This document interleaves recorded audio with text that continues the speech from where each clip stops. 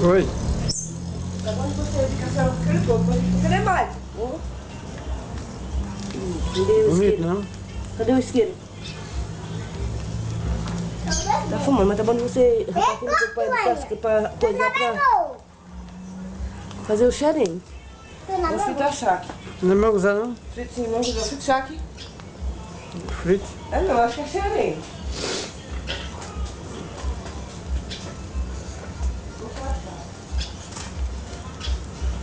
Não vou deixar pra gente comer o xerém, não. Descascou pra gente comer o xerém.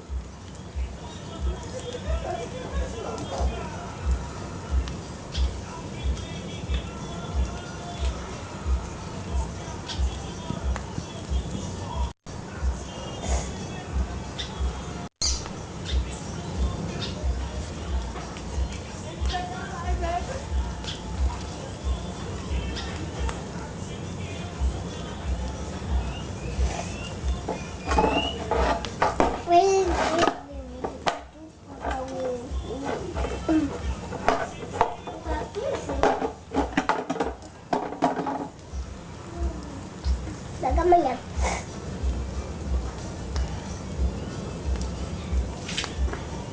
Então eu vou pro carro. Carlos! Não é no carro, não.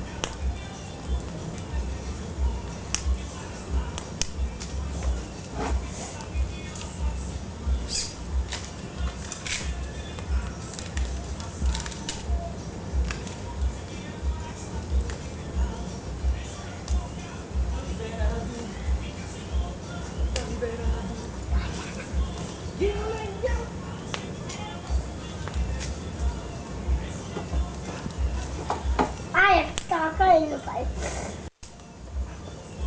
Eu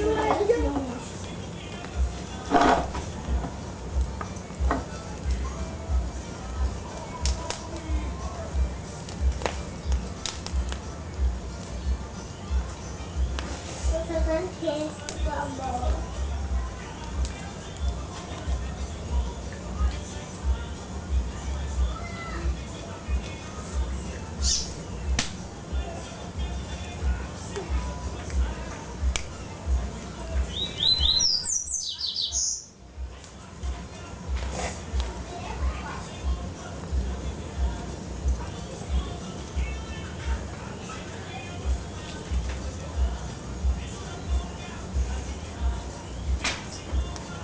Eita, nossa fogueira de Santo Antônio.